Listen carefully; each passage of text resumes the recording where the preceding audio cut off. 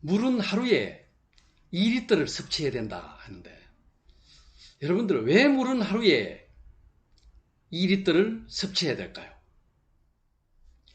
우리가 물이 부족하면 다음과 같은 현상이 일어납니다. 우리가 1%, 2% 정도가 부족하다 할 경우에는 이제 갈증이 나죠.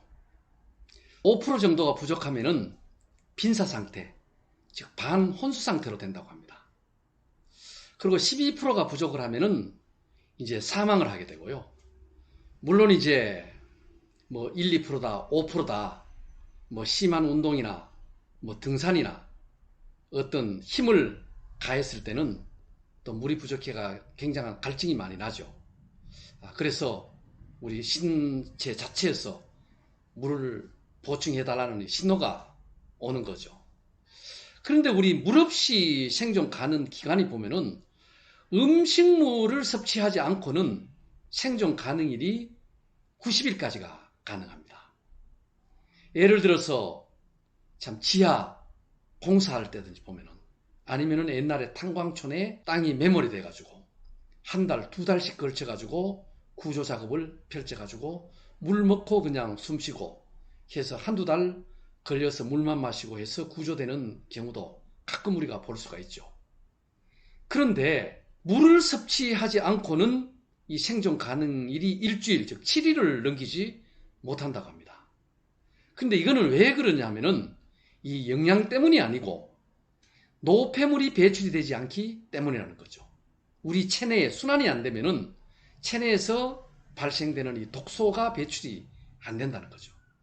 그게 바로 우리 자가중독이라고 그래요. 자가중독에 걸려서 죽게 된다는 겁니다. 그래서 이 물이 이만큼 중요하다는 겁니다. 물은 하루에 2리터씩 마셔야 된다. 이 계산을 해보면 딱 데이터가 나옵니다. 첫 번째로 우리가 호흡, 숨을 쉴 때 보면 수증기로 배출이 되죠. 여름에는 그렇게 보이지 않습니다만 겨울에는 우리 마스크를 낀다든지 입김이 나오는 것을 눈으로, 육안으로 식별을 할 수가 있습니다. 이렇게 하루에 배출되는 양이 600g. 그 다음에 이제 땀으로 이렇게 배출되는 게 하루에 500g. 대변 및 소변으로 배출되는 게 1400g입니다. 그래서 이게 호흡 수증기 배출되는 600g과 땀으로 배출되는 500g, 또 대소변으로 배출되는 1400g을 합하면은 이게 2.5kg, 2500g이 되는 거죠.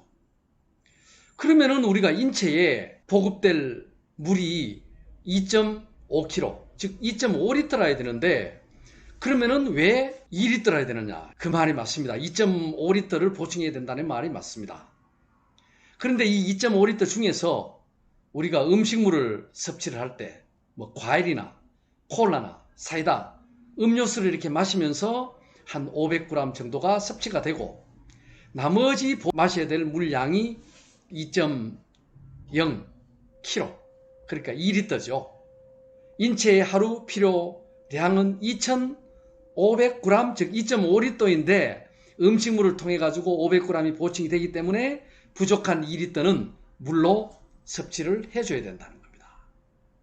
그래서 이 계산이 이렇게 나온 거죠. 물론 이제 뭐 마라톤을 한다든지 등산을 한다든지 심한 운동을 할 경우, 심한 노동을 할 경우에는 또 땀이나 여러 가지 대소변이 많이 또 배설이 되겠죠. 그럴 경우에는 거기만큼 우리 인체가 이제 반응을 하는 거죠. 신호를 주는데 거의 대부분이 갈증이 날 때는 마셔주고, 또 갈증이 안 나면은 목을 축여가지고 조금 저항력도 길러주고, 이렇게 해서 2.0kg, 2리터씩 하루에 마셔줘야 된다는 생각을 하시면 될 것 같고, 이런 기준에 의해 가지고 상식적으로 이해를 하시면 될 것 같습니다. 참, 허준의 동의보감에서는 물의 종류를 33가지로 이렇게 구분을 하고 있습니다. 그 온도라든가 또 계절, 또 위치, 물의 성분, 또 가공 여부에 따라 가지고 모든 물이 성능이나 어떤 약을 따랐을 때 약효가 다르다고 합니다. 그 중에서 가장 으뜸으로 치는 게 첫 번째가 이 정화수라는 거죠. 이 정화수는 아주 이른 새벽에 깊은 우물물에서 이렇게 가운데서 바가지나 우리가 두레라 그러죠. 두레박으로 이렇게 물을 떠서 이 물이 굉장히 효능이라 그럴까, 지금 맛으로 따지면은 조금 달짝지근하면서도 아무 독성이 없는, 우리가 술을 먹었을 때 해독작용도 잘하고, 또 간장이라든가 된장을 담을 때도 바로 이런 연수를 가지고 담는다 그러죠. 그런데 이 새벽녘에 온도가 또 가장 낮을 때니까, 낮에는 이런 우물물에서도 여러 사람이 활용을 하기 때문에 부유물이라든가 온도가 올라가면은 아무래도 기포가 또 발생이 되고 하겠죠. 그래서 온도가 떨어진 새벽녘에 아무도 사용하지 않았기 때문에 서서히 물이 이제 침전이 된다 그럴까요? 정화가 돼가지고 그거를 떠서 우리가 정화수라 그래가지고 뭐 정한수를 떠놓고 우리가 기도를 한다든지 어디에 빈다든지 이렇게도 하고, 또 궁중에서는 임금님들이 목욕을 한다든지, 또 아니면은 왕비, 상궁들이 피부 미용을 하기 위해서 세수를 할 때는 이런 물을 사용을 했다고 합니다. 오늘은 우리 인체가 필요한 하루 2리터의 물을 좋은 물로 마시자라는 내용으로 말씀을 드렸습니다. 우리 인체의 70%가 물로 이루어져 있기 때문에 이 물만 잘 다스린다 하더라도 우리의 건강과 노후에까지 장수무병할 수 있다는 내용을 다시 한번 강조해 드리면서, 오늘 이 영상을 보시고 마음에 드셨으면 좋아요, 구독 한번 꾹 눌러주시고 즐겁고 행복한 하루 되시기 바랍니다. 감사합니다.